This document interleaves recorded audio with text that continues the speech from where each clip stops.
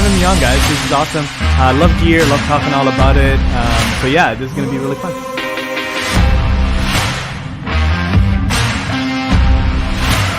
A lot of this equipment we're talking about it can be used for musicians and content creators in general, if you're a YouTuber. And I've shot probably 90% of my show on this little camera.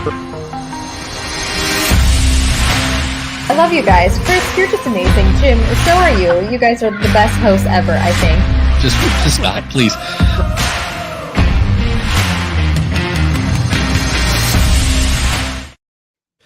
Welcome back again to Dealcasters Live.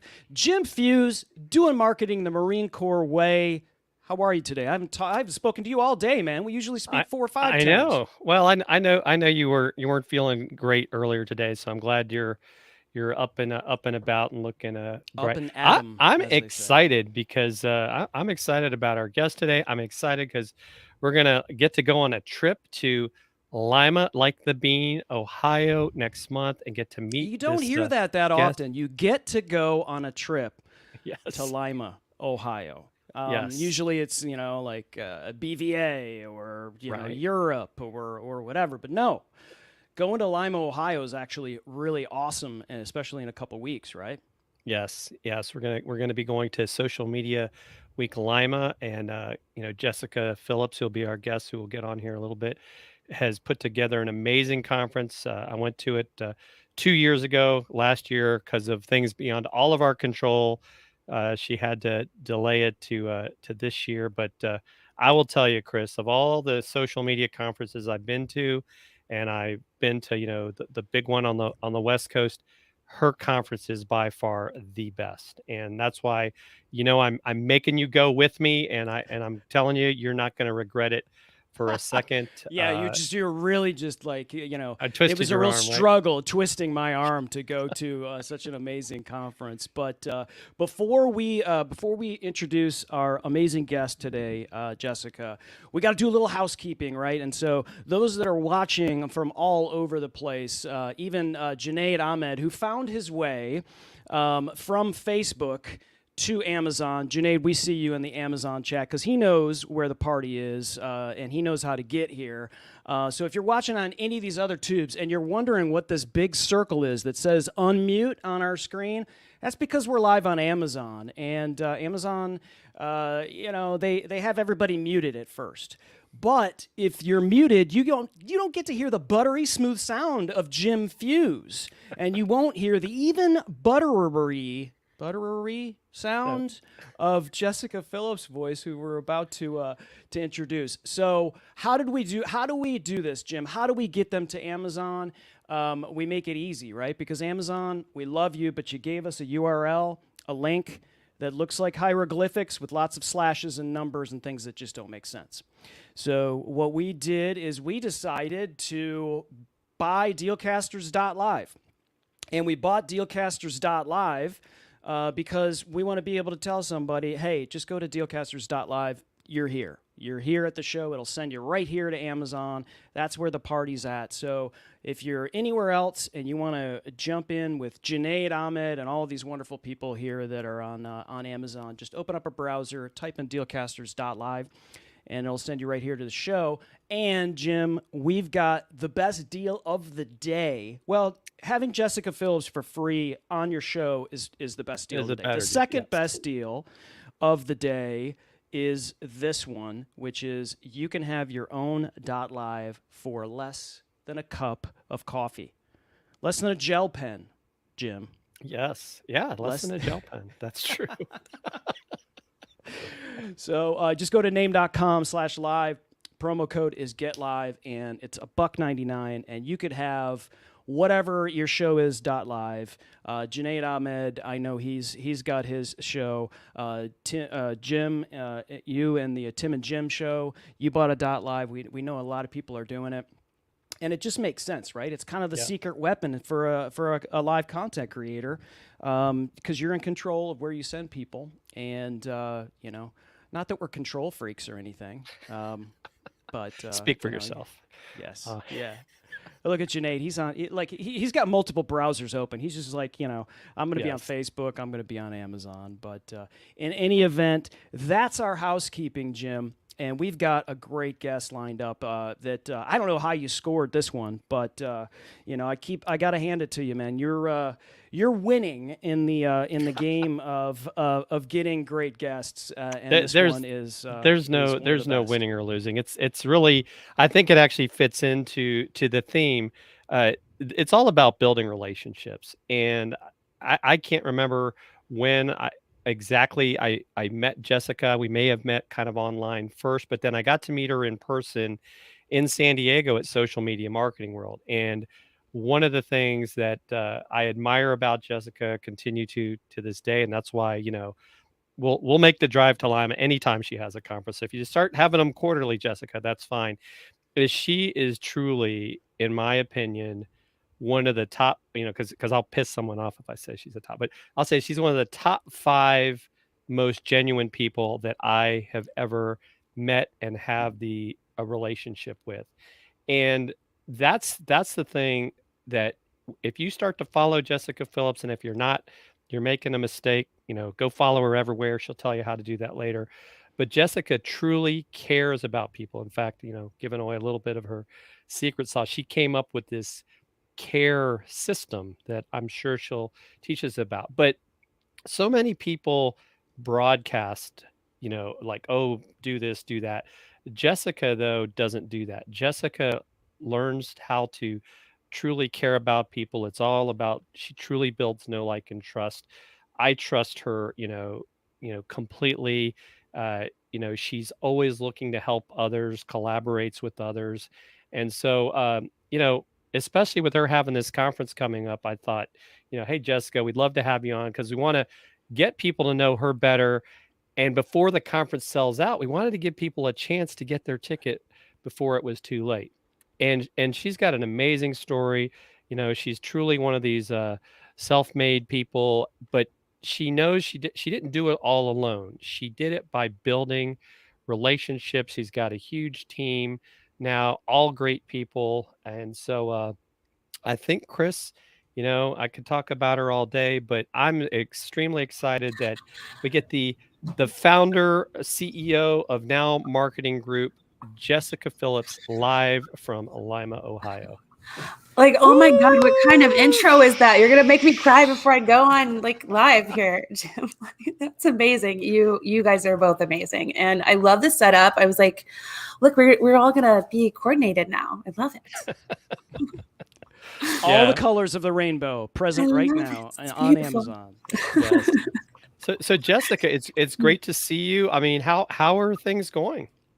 It's going well. I really honestly feel so lucky, one, to have met people like you that introduced me now to Chris, and get to meet now your community, but also just to be able to do a live event here coming up, live events, not going live, in person. So I'm super thankful for that. And just, that we've all kind of come through 2020 and still are here. And I think we learned a lot of lessons, and it's made us all stronger and in many aspects. So yeah, I think I have no complaints right now. Right. And that's the thing, is you haven't sat still during all this. I mean, you've continued to grow your company.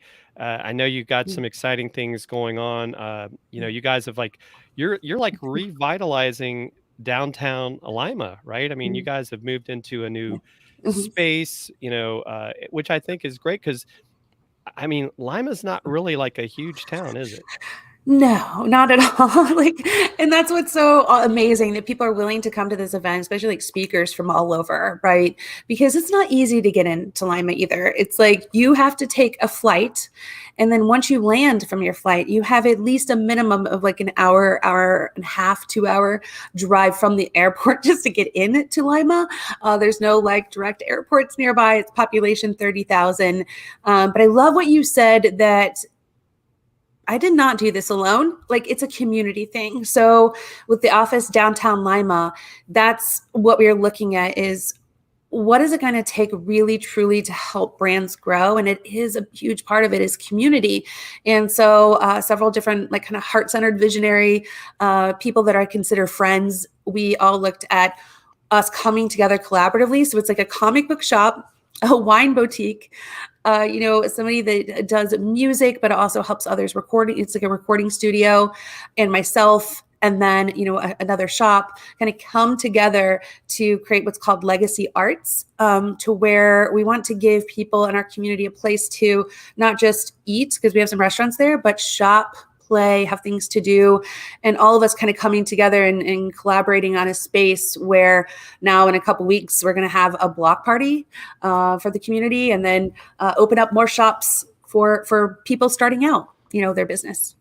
God, that's amazing. You could sit there and jam on some music while reading comics, drinking wine, and market yourself. It sounds like crazy, like collaboration of things, but it really truly works out. So I work with a lot of students. So the students are going to learn to partner with some of the new businesses that are coming in. Like maybe they have an Etsy shop and they want to open their store. They don't have a lot of money yet, so they'll rent out a space, and then the students will help them market for free. And then the comic book shop and the wine, they're pairing comics and cocktails. And then we have like a garage door that opens up in the back of the building where once a night of the week, we're hosting some jams for people to come out and have some wine, shop while they're doing it, and just enjoy themselves. Yeah. And actually, Chris, you've seen my Baby Yoda, right? It was on our May the 4th episode. I actually got that from Mark. He sent that out from his comic shop there in Lima. So I do what I can to support small businesses. And I know some people say, but you're on Amazon. But guess what? Small businesses do sell on Amazon. People don't always realize that. Exactly. Jessica, tell us your story, because I think it's such an amazing story of not only resilience, but just how you got to where you are today. Oh man, how far you want to go back? Now, I'll tell you the short story on how I started Now Marketing Group. Honestly, it's kind of like one of those things. We call it accidental entrepreneur or intentional, kind of grit, if you will. But I was working in telecommunications, kind of my first big girl job. I've always loved technology, loved people, but started out in telecommunications in the day of the Zach Morris phones, when they were giant, big phones. So I was there for flip phones, and then the evolution from polyphonic ringtone to text messaging and data. And I loved it. I loved learning more about people and how they would use the different tools. And truly, when we were starting to sell data at that time, most people thought we were crazy. They were like, I just need my phone to make phone calls. I don't need all this data, text, whatever stuff. And so it's kind of funny now looking back at those conversations. But what I realized at that time when I was talking with consumers when they were coming in, I was working in customer service. It's where you got to start out there, right? But we're still expected to sell to everyone. And when they're coming in and we're expected to sell data, I knew that I'm not going to sell them anything, because when they're coming in complaining about something, I'm not going to sell them anything by just trying to sell and pitch. So I have to ask questions, get to know them, right? Build a rapport, not be so in a hurry to sell something. And so I did that. And from doing that, I was able to quickly become the top sales rep in the company, even in customer service. So I got moved to sales, and then from sales, store manager, to then what's called distribution partner from another kind of company in telecommunications, where I would travel around to mom and pop shops, like Radio Shacks, but then also some that just would become a reseller, to learn about our company and want to sell our product, but also help train their team. And that was my dream job. I thought at the time, I thought I had my forever job, because I get to do the best of both worlds, right? And so grooving. So I thought my job, got pregnant with my daughter, and ended up getting super sick to the point I was in the hospital for 8 out of the 9 months I was pregnant. I couldn't drive. I couldn't do anything at that time. And I was devastated because I'd built such good relationships with these businesses too. And I was just starting to teach them about social media, because that was just coming out at the time, really for businesses like Facebook and YouTube, that were businesses were using it. And I was trying to help them do that at the time, because they didn't have a marketing budget. Their marketing ideas were putting flyers underneath car windshield wipers, the stores and stuff. it was just bad. So I built this rapport with them. So not only could I not work, I'm still getting these calls from these business owners, like, help me, we just got this set up. I need some help. And to make matters worse, the company that I worked for called and said, hey, we can't hold your position for you because we don't know how long you're going to be sick. So we're going to let you go. And I was the breadwinner. I was the insurance carrier. I'm in the hospital. I couldn't do anything. And I was devastated. So I could have stayed mad or could have did something else. And so I decided to do, it kind of just clicked at that time with the businesses calling me and needing help, and something that came naturally to me, which was social at the time, and just technology in general. I started Now Marketing Group right after that and decided to never work for anyone that could, treat you only one way when you're performing and not be there for you when you need them, So kind of created the anti-corporate company and been going since then. That's You've amazing. been the cool kids ever since. That's an amazing story. And I didn't know that there's some similarities in your career path and mine as well. And we'll have to nerd out on that later, because I worked with Sony in the music business for years, but also ran the mobile business as well. So you started talking about polyphonic ringtones and that kind of stuff, and you were in the mobile business. So we'll have to nerd out on that later. So that's when you started Now, but Now has become something that has been, you've won awards. You've got a whole team. It's not just some little cool mom and pop out of your garage thing. You've turned it into something. And for those that are watching this show, listening to this show, that have an idea for doing what you're doing, what maybe were some of your struggles along the way, and the things that you've learned to this point that you might want to offer up to someone who's thinking about doing some sort of marketing group agency like this? Yeah, I would first say, one, if you have something you're passionate about, don't feel like you have to wait for all the answers and have to be the expert. If you're passionate about it, go for it, first of all. Because I feel like if I wasn't in that position of I'm going to do this because, just because I'm not going back there. I don't know that I ever would have did it, because I feel like I would have waited to feel like I have all the answers first and had it all, there. Now, granted, you do want to know what you're doing, of course, but at the same time, don't let that get in your way. So I feel like when I got started, and what I recommend for every brand that gets started and the brands that work with us, is that we have to start from the inside out. So you have to really know who you are as an organization, what you're passionate about, and what your why is. And when Simon Sinek says start with has this whole thing on start with why, which I like that. But I even think it needs to go a step further, not just why you're doing it, but also your manifesto of who you want to work with, because that was the key for me, is that I wanted to know, I knew why I was doing it. I said, I want to make relationships the forefront of business and marketing, because I felt like you didn't have to be just all sales. In corporate America, it's you were only good as your numbers, that day. And, it was all about selling and just focusing on new sales. And when really the sales were coming from the customer service department, when done right, the people that are already doing business with you that just needed that time in TLC. And that was where it clicked for me, when I'm selling more from the customer service department. Right. So for me, getting started from the inside out, I had to learn though, to identify who are those people that I want to work with, because I was paying to work. I went from 6 figures, the company car, the whole shebang, to nothing. At first it's really tempting to take on clients. And when I was taking on some of the wrong clients at first.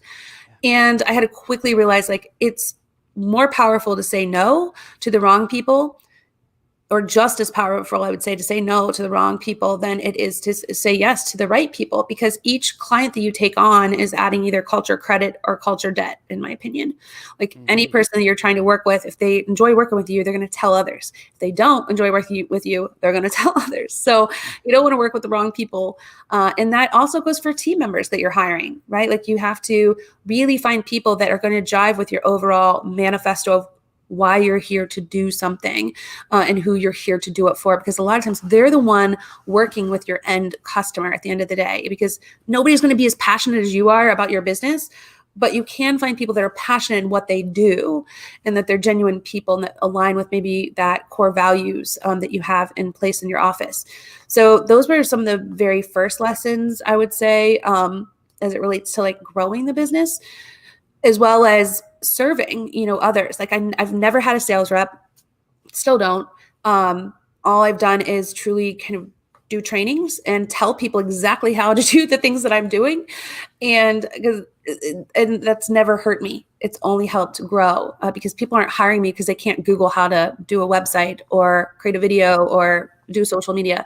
They're hiring us because they want to know that they're working with someone that can take that off their plate, that they can trust, that's going to have their back. And that's why they're hiring us. And that's why they're sticking with us. And that's why they're telling others about us. And it helps grow our business that way. And Jessika, and I love that whole, kind of the culture, credit and debits. But here's the other thing too. So like you said, you've grown your business. Would you say you've grown it organically because you've built 100%. relationships? Yes. You don't run ads, right? I think that's where a lot of businesses like, oh, I got to run ads to grow. But granted, like I know, you've got Tony, who's a Facebook ads expert that can help companies that do that. And Tony's a good friend, and I'm looking forward to hopefully he's going to be in Lima. But but it's that whole thing, right? You're doing it in a sense. People say, "Oh, I build my business off referrals." There's a lot of truth to that, but I think I think you're one of the leaders in how that is done. Do you want to talk a little bit more about how how someone goes about becoming I call it a relationship marketer? Yeah, sure. I'd love to. And really, so I maybe ran like $100 worth of ads in 11 years to promote the conference, I think it was for. But I'm not saying it's bad to run ads. Don't get me wrong. Like if it's helping amplify what you're already doing right, then do it. We just haven't had to, thankfully. Right. So what we've done and what we help clients do, and I'm not just talking about clients that have a product to sell. I'm talking like some of the most, what many would consider boring industries in the world, like nuclear pharmacy or, tools that cut holes in the ground. Those are the type of clients that we're working with a lot of times, the harder to tell story clients, right? But what we help clients do is truly we help them focus on how to out-care the competition. And I know you led on to that a little bit, but CARE is the acronym to really help break down the mindset of what it means to think with a relationship first mindset. Because I believe, honestly, like the sales funnel, as we've all been taught in business and why we all think ads first and broadcast, is that sales funnel is broken. It does not really truly exist anymore. There's no sales funnel because the sales funnel says that people come into you as a lead, then become a marketing qualified lead, a sales qualified lead, and then hopefully a customer. But then you just have to keep dumping more leads in order to kind of sift it out to find your customer. And what happens is when we have that mindset is it's almost like, dump them in. As soon as we get it, okay, great, let's dump more in, and you're always focused on getting that new versus focusing on who's already right here doing business with you, because word of mouth 100% of the time is going to be the best lead that you can get. Somebody that's already referred into you, that already has a sense of, who you are and what it's like to work with you. That's going to be your best chance of getting that sale anyway. So the people that are giving you those word of mouth leads are traditionally your clients or customers, right? Your team members and community members. Like Jim and I have never done business together, but he's talking about me in a positive light. And thank you so much for that. And I could say the same for him. And he would never traditionally be my customer, but we're always going to be advocates of each other. So when you think about it that way, it's not a sales funnel anymore, it's a flywheel. So if you start from the core of who you are and truly get that right, and you can help look at your clients and focus on the people that already care for you, that's already going to want to refer you, want to do business with you, and you can really focus on them and get it to that point where you have this good rapport, then the momentum is going to continue to grow because they're advocating for you. So you always have, your growth and awareness and leads coming in without thinking of a funnel. So you literally drill in to care more for those people that are already in that space. And so CARE stands for capturing attention first. So capturing attention is how to get noticed for that thing that you do. And that starts with having a clear understanding of what it is that you do. It's not what you do, but it's really how you do it, right? Because if we think about marketing, for example, There's a million people that are marketers, or even more that are social media marketers. So they think, right? But what makes you stand out? So it's how you do it. So what are you doing that's different, that leaves people feeling good? That's how you capture attention. You capture attention from identifying, I don't want to be a bullhorn and blast my message out. I want to create the right vibe, content, everything that's going to work like a magnet to attract the right people to me. And that's where, like, the serving, whether you're showing up with something like this, adding value, you're going to attract the right people that want to understand that content, that are finding value in it, and they're going to keep showing up to build that rapport. So that A is then articulating our message, getting crystal clear on what it is that we do, and show up consistently with clarity and conviction in it. People can feel the passion if you really care about it. And then the R is all about relationships for repeat referral business, like not treating people like transactions, like create this sense of belonging. People aren't just going to be your advocate if you're doing a fair transaction. That's just a transaction. That's just business. But if you can show up and personalize something, and let them know that you care, like you're showing up for them. You are, sending them an audio message saying thank you versus just an email, a video message. Maybe you're sending them a card. You're checking in on them and making sure they're okay, and people can genuinely feel that you care. And then the E is all about exceptional experiences. So what can you do to ensure that you're removing friction from who's trying to do business with you, and just adding in extra moments of delight and just surprise for them, so they want to do business with you. They feel like it's easy, it's clean, it's cool. That's why everybody loves Amazon, right? Because it is, speedy. It's the ease of use is there. It's consistent. Like, that's what keeps people coming back. So they have this understanding, this experience is an emotion. It's how we're making people feel. That then they're going to keep coming back and using it. Yeah, and I think that's so a great good. point. Yeah, Because like Chris and I have talked about before, like, even if you get something from Amazon and you don't like it, you can not only can you send it back, they've even partnered like with Kohl's. You can just walk into the Kohl's. Because I asked the guy, I was like, just bring the thing. It doesn't even have to be in the original box, and they take care of it. And so they make it easy. And I think that's a lesson that smaller businesses could learn, is like, how can you help your customer feel like you care when something doesn't always go right? Exactly. Yeah, they don't block. I love HubSpot said one time, and it stuck with me so much. Don't block the exit. Like that. There's nothing more frustrating when you're trying to unsubscribe from an email or something, and people are like make you jump through hoops to do it.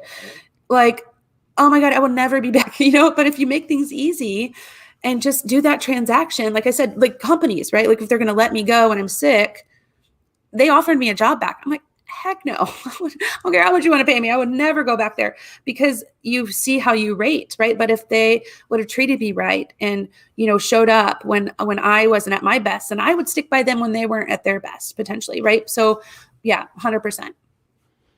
Yeah, I like how you said that you don't have a salesperson. You've never, and it's because in a friend of ours who does sales. He's known as the sales energizer, Dan Jordan. He says this. He says, if you want to be a better salesperson, first be a better person. And Snaps I for that. Yeah, and I think this is exactly what you're talking about, and what you've learned through going into the telecom business and working with people and visiting people and just being a great person and understanding them and being a friend to them and finding little things that you can do, not because you want to sell more, but because it feels good to be a good person. And guess what? You will sell more. You will be more successful if you are doing that. 100%. And that's what's great about it, is you feel good about it, at the end of the day, and it works, right? I think all of us, and that's the theme of Social Media Week Lima this year, is unfiltered, which is how to build a community in a dark social world. People can tell, and dark social is a lot different than the dark web. Don't worry, it's not that kind of show. But dark social is all about people moving into smaller, more niche communities and communicating in the inbox more. And communicating in the inbox, like email, text, messenger, coming into shows like Twitter Spaces or, Clubhouse, and all those where things are there and gone but brands often aren't invited into that. But who is in there is people that trust each other, and they're having this conversation about what it's like to do business with someone, or what it's really happening in that process. So people know who's genuine and who's not, and they're talking about it. And what dark social stands for is that traffic that's happening in there, and companies can't attribute it back to where the traffic's coming from if they come to their website. All it is looks like direct traffic. And so they're really confused, like, where is this coming from? Where should we invest? How can we measure sentiment?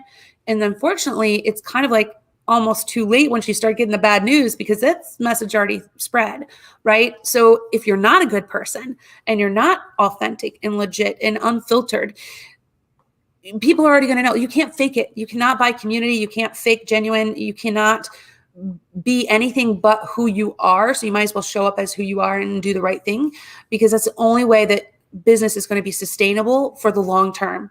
And this is a good thing for small businesses now, because this means that they have a great opportunity to pivot, get it right, and do business in a way that feels good, that people are going to notice and they're going to reward.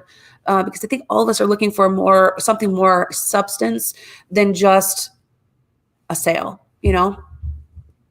Yeah, Jessica, what do you think is the holdup of some businesses to understanding that piece? Because you're right, with all these new social audio apps and everything else, it's like, I don't know, maybe it's an overwhelm, but I mean, what do you Definitely. think is the way to Yeah. move forward to get into the dark social? And it's dark, like you said, because it's like, it's not readily seen, but it leads to results. Yeah, I think people, a lot of times for businesses, they focus too much on the tool and not the technique, right? Like, and it is somewhat overwhelmed, somewhat scary and vulnerable, right? Because they're like, oh, we've just been taught, oh, it's not personal, it's business. And that's not true. It's all personal at the end of the day. And so I think they're afraid of letting go. Like, we hold on sometimes so tight to our businesses that we can't see past that grip. And we're so protective, which is good. It's good that you're protective. It's good that you care. But I think we need to sometimes just pause for a minute and get back to the basics. So where it feels good, because if it's not feeling good, it's not good, right? And you can never market something enough that's going to lead to a sale unless it's good for a long term anyway. It can fool people for a little bit. So I feel like that's a big part of it, is focusing on the tool, not the technique, and focusing on going wide versus deep. So like, they feel like, I need to blast this out as much as possible, as far as possible, because that's the only way I'm going to get sales. Like, I need to go further, versus being patient, a little bit patient, and not have this like scarcity mindset, right? And just say, no, if I go deep, it's going to have roots, right? And those roots are going to grow, and they're going to keep growing. And it's going to be harder for those people to leave because they don't want to. They've got their roots there. So you can start where you're at and just go in on one channel. You just use your website first, right? Like, and then continue to just get that right, and then move outward. But you don't have to just, go everywhere. Yeah, do the one thing, right? Do the one thing and focus on it. And you talked about this earlier, identifying who your customer is and stop and really niche down. I think people are really afraid to do that, especially small businesses, because you want to be all things to everyone.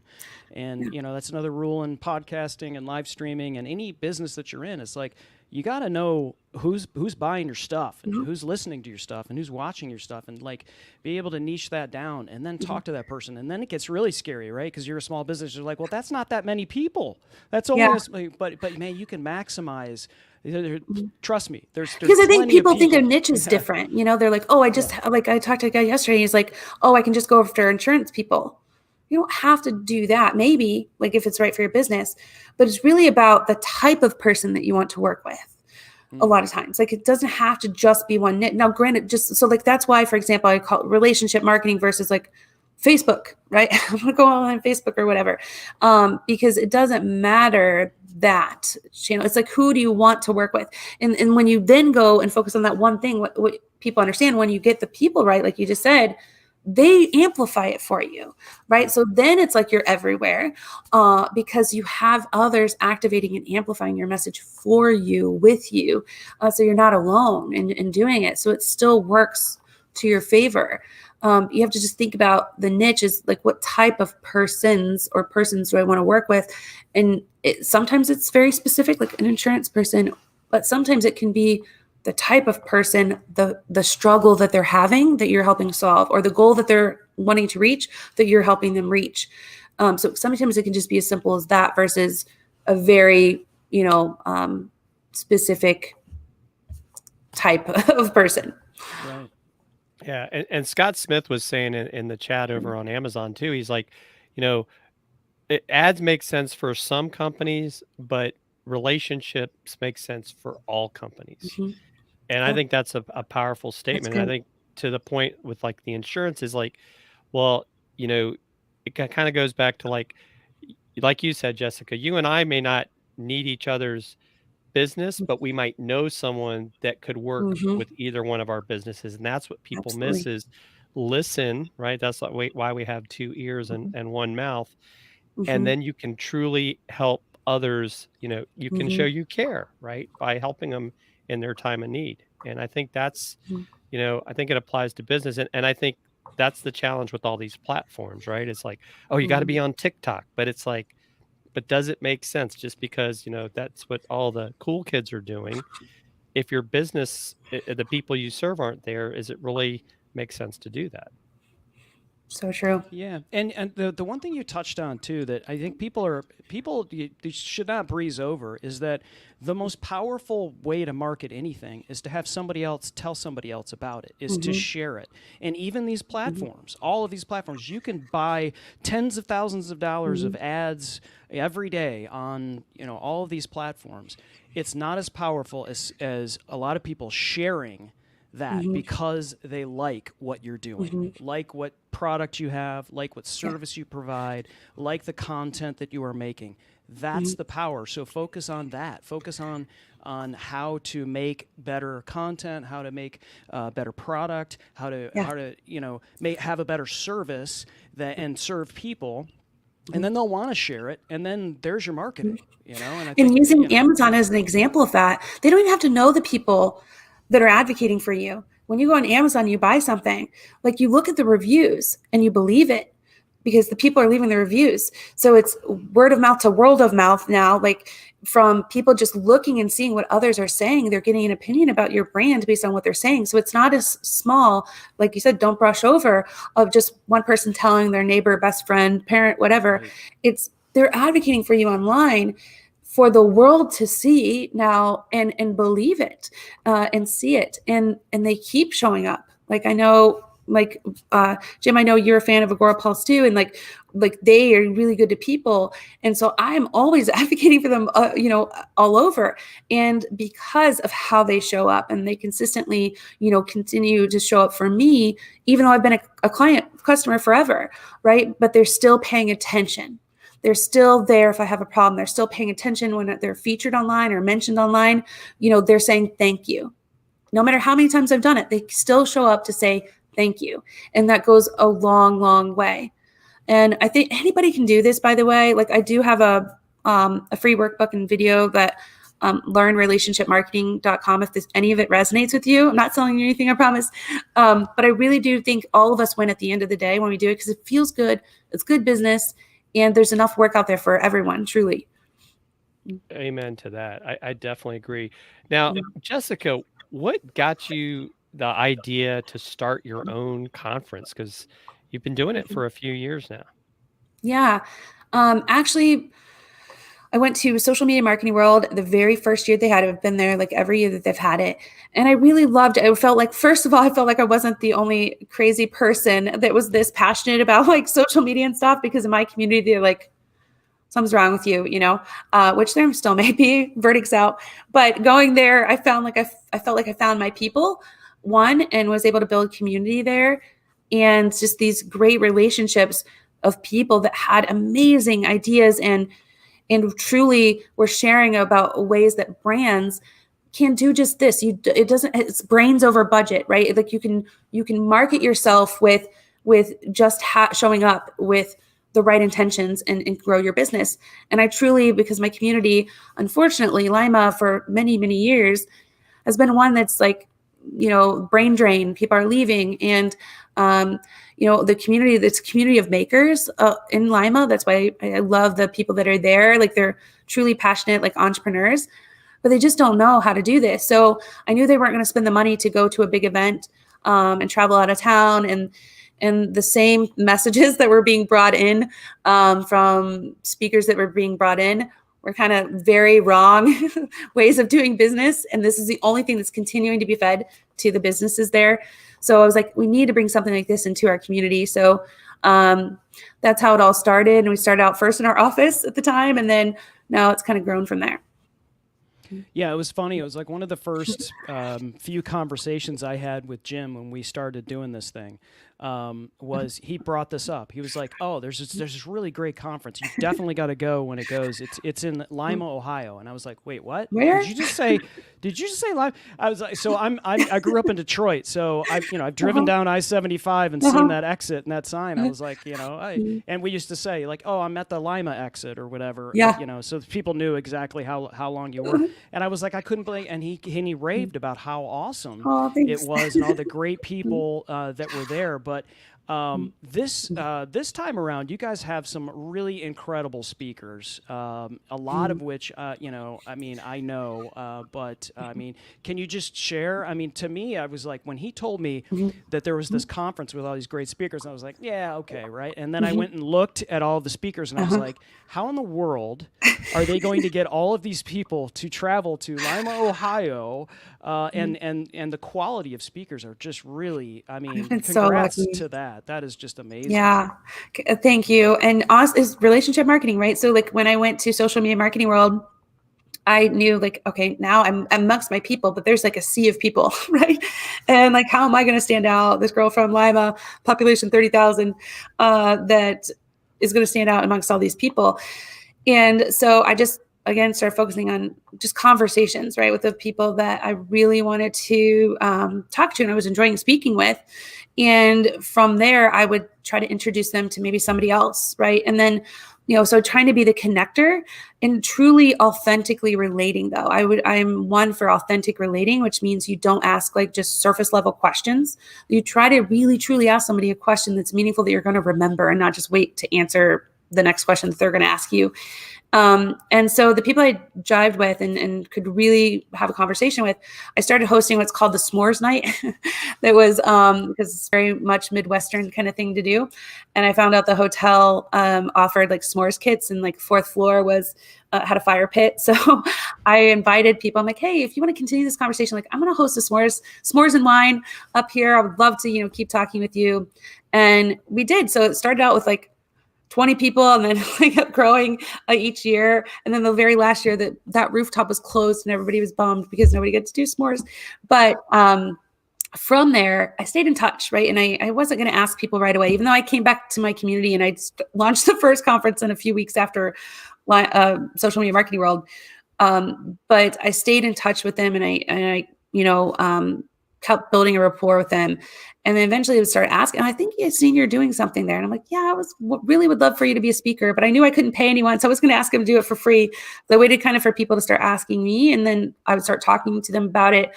And thankfully, because of the value, I think that they feel that they're giving to, and just the vibe that we've been able to create together, we've had the same people come back. Like Brian Fanso has been back 6 times now, each year. And several people have been back many, many years in a row. And honestly, yesterday even showed me the reason why I think they keep coming back, because I had 2 live streams. I had my show that I do, Magnet Marketers, and then I also had another conversation with a woman that was at the event in 2019, and both of them shared their story. So like Kathy Hackle, I don't know if you know her, she was on the show, and she shared how her sharing her story on the stage, people were tweeting, and they said, oh, Magic Leap, you should take a peek at her.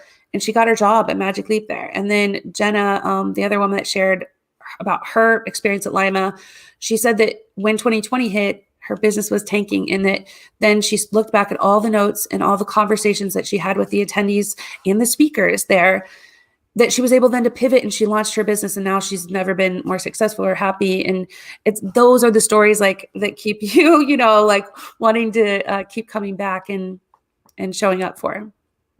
Yeah. And I'll tell you, Chris, one of the things I really love about the way Jessika has it set up, and I could see that could be the challenge if it got much bigger, is that everybody's in the same room. So it's not like you're like, oh, I got to go pick who I want to go see. It's really like a community during a conference. And then at the breaks, you're able to get up and go talk to people. And everyone is just so approachable. Like can't think of one of the people, and this is, credit to Jessika. None of the speakers are like, oh no, I can't talk to you. They're more than willing to take the time, and you really get to know them on a personal level. And I think that's part of the magic of Lima at this point. Yeah, every year's a theme. So like last year, 2019 was Craveable, how to build an irresistible brand. Before that was the human experience. And then actually our second one was Business 2020, so believe it or not, and the shift that's happening in 2020 with more people needing to have online business, like being able to do business online. So it's kind of eerie that was the topic and title, but it's been great. So we want everybody to go through that experience together and learn what's to come together. So amazing. And for those that are watching and listening, head to sociallima.com, and it's close to selling out, but for you, there's still a few tickets left at sociallima.com. The other thing that I wanted to touch on is these are things that, like, I feel like this is a masterclass in a way. It's sort of like you're saying you went through that whole thing where I was like, and I was hammering out these notes. But I think, people should, like this phrase right here, outcare your competition. I mean, that's something that I think if people can remember that, because a lot of people are so competitive in marketing and sales in any business, whether you own that business or whether you work for someone else, they have competitors. And to think with this mindset, to outcare your competition, I think is really important. And then the CARE acronym in and of itself, capturing attention, articulate your message, relationships, and exceptional experiences.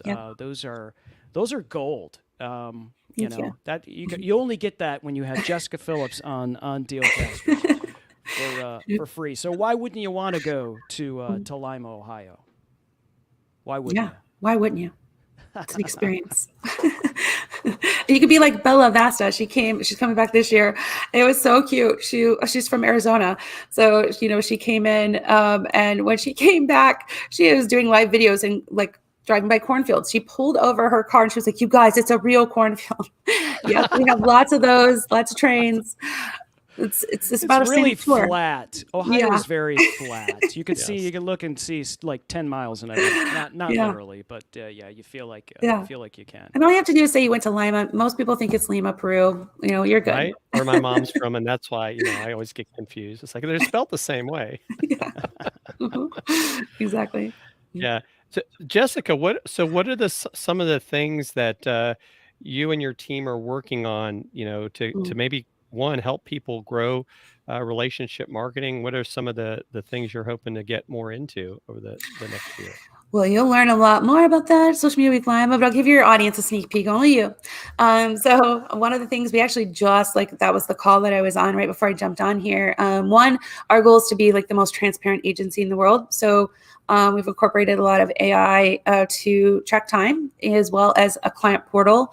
So like giving clients complete access to everything that we're doing and log in everything in one place instead of being like, go here to get to Google Drive and here to pay your invoice and here to whatever, here's how much time you have left.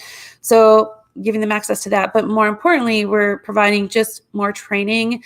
So we're going to be launching, because I do believe people inside of their own company need to have someone that's in charge of helping with social media. I do not feel like even us, like we can't do it all for you, because you are in your company. Like it's real people doing real things in real time, and people want access to that. We can help enhance it, and we can help like try to make it feel that way. But I really feel like more companies are looking at that now and how they can have influencers within their own company.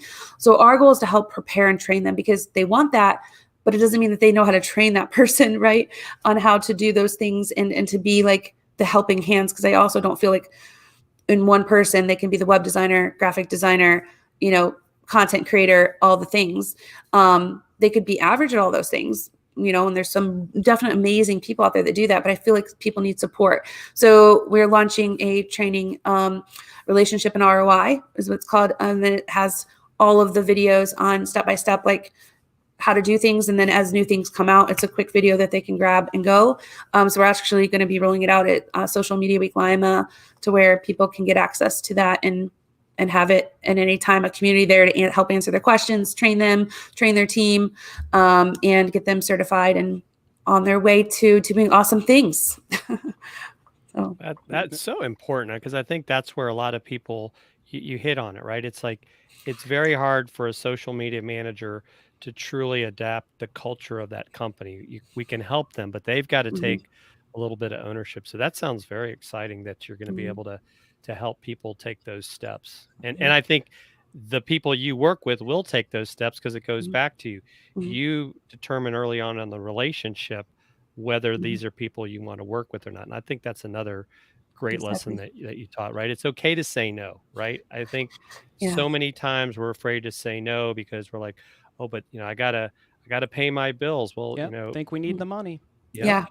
And they end up costing you, pay me now, pay me later, right? They're going to end up costing you more misery, and that you always have that weird call where you got to break up with someone later. You might as well just disqualify them at the onset. It's a high interest relationship. Lots of credit debt. You don't want it. So amazing. Yeah.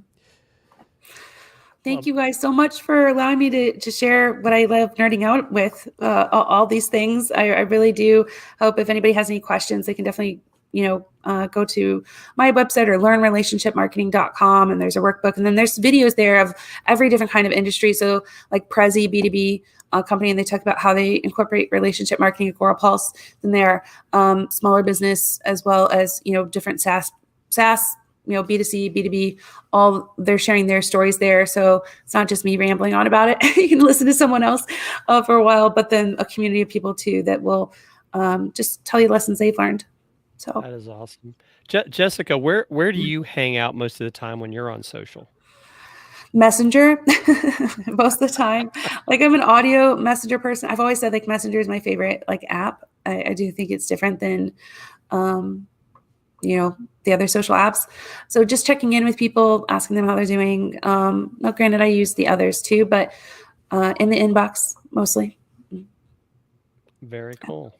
Well, this has been awesome. I can't wait to see it. It's only 2-3 weeks away now. Yes, it's getting real now. It's getting real. I'm gonna start packing now. I'm definitely starting to pack. Good. So you really quickly, Jessika, and I'm sorry, you had mentioned about in the training process, you had mentioned training influencers as a part of that whole strategy. How often do you run into businesses where someone who's running social media is the influencer, or like how is how do you weigh all of that? Because I mean, obviously, Jim and I are not used to that word, but I guess we are, right? When it comes to this in terms of Amazon.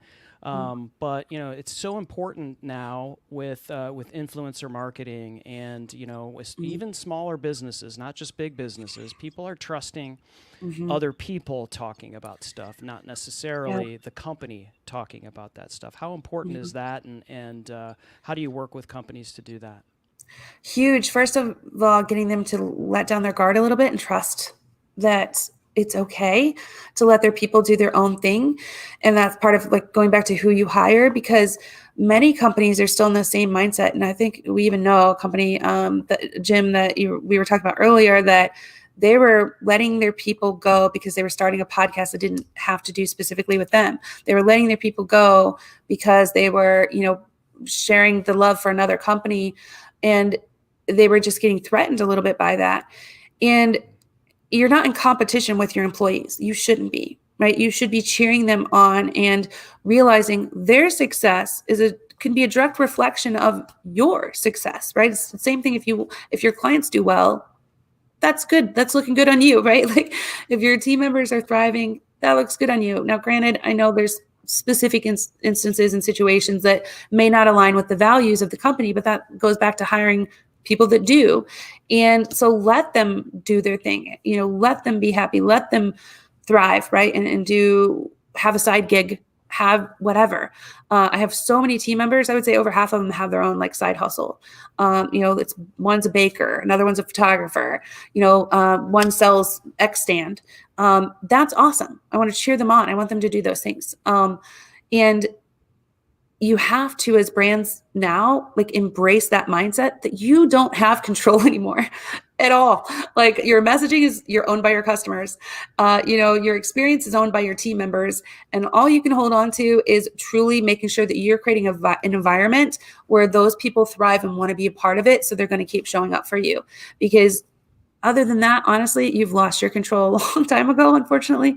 So you might have to do some breathing for that. But so we want to help companies truly just embrace that understanding and help them create the environment that allows those people to thrive, as well as people like to understand how to connect and hire some of those influencers. I think 2020 was also a year that was another understanding that, when speaking gigs were kind of dried up a little bit and some of those brand deals were dried up a little bit, some influencers were getting picked up by companies, and a light bulb went off and like, oh, like this could be a good thing.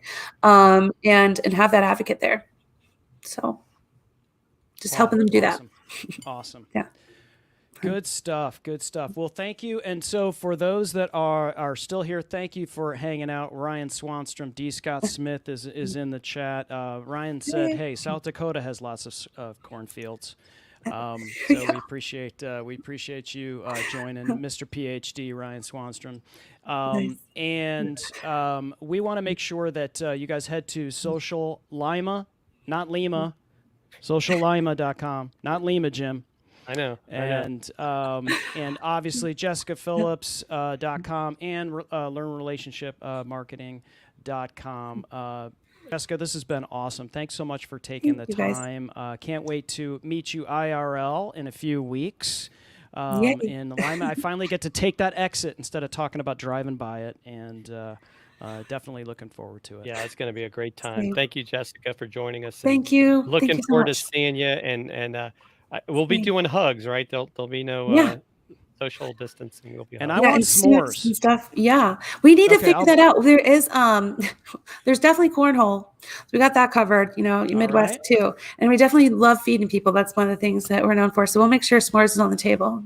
I'll bring some Hershey bars and some graham crackers, and Jim, you bring the marshmallows. Let's do it. Like a plan. Let's do it. All right. Take care, everybody, and as always, don't fear the gear.